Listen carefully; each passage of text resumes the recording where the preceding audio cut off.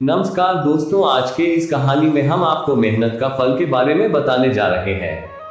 इन मेहनत का फल कहानियां से आपको बहुत अच्छी बातें सीखने को मिलेगी, जिनको आप अपनी जीवन में प्रयोग करके सफलता की राह को आसानी से पा सकते हैं।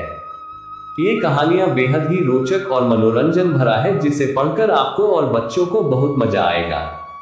उससे पहले दोस्तों, आप चैनल को सब्सक्राइब कर ले, बेल आइकन को प्रेस करना बिल्कुल ना भूले। आइए चलते हैं कहानी की तरफ। बहुत समय पहले की बात है। एक व्यापारी के यहाँ कई वर्षों के बाद पुत्र का जन्म हुआ था। इसलिए माता पिता अपने बच्चे को बहुत प्यार करते थे। अधिक लाड प्यार से उनका लड़का बिगड़ गया था। जैसे जैसे वह बड़ा होता गया, उसके फिजूल खर्चे की आदत भी बढ़ती। पुत्र को सुधारने के लिए माता पिता ने अनेक प्रयत्न किए, परंतु इससे कोई भी लाभ नहीं हुआ। एक दिन पिता ने पुत्र से कहा, बेटे, मेरे पास जो कुछ है वो सब तुम्हारा ही तो है, लेकिन एक शर्त है, तुम्हें इस बात का प्रमाण देना होगा कि तुम भी धन कमा सकते हो। तब तक मेरे संपत्ति से तुम्हें एक पैसा भी नहीं मिलेगा।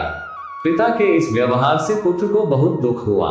उसने निश्चय किया, मैं इस बात का प्रमाण जरूर दूंगा कि मैं भी धन कमा सकता हूँ। अगले दिन वह लड़का काम की तलाश में निकला। घूमते घूमते एक साहूकार के यहाँ ठेला खींचने का काम मिल गया। अनाज के बोरे ठेले में लादने और एक निश्चित जगह ले जाकर उन्हें उतारने का काम उसको करना था। दिन भर उसने कठिन मेहनत करी, तब कहीं जाकर उसे शाम को 1 रुपया मिला। घर जाकर उसने वो रुपया पिता को दे दिया। घर के पिछवाड़े में एक कुआं था। पिता ने पुत्र के सामने वो रुपया उस कुएं में डाल दिया।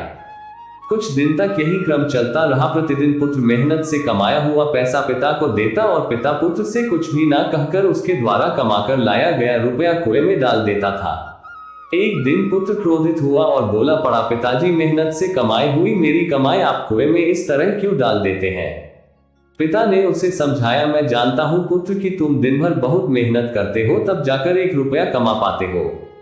तुम्हारी मेहनत की कमाई को जब मैं कुएं में फेंक देता हूं, तब तुम्हारा मन दुखी हो जाता है, ये भी मैं समझता हूं। बेटा, अब तुम भी समझ गए होगे, जब तुम मेरे कमाए हुए पैसे धन को निरंतर बर्बाद कर रहे थे, तब मेरी क्या दशा होती होगी। पुत्र को अपनी गलती का एहसास हुआ। उसने मन ही मन निश्चय कर लिया, अब मैं कभी भी धन को व्यर्थ खर्च नहीं करूंगा। दोस्तों, कहानी अच्छी लगी हो तो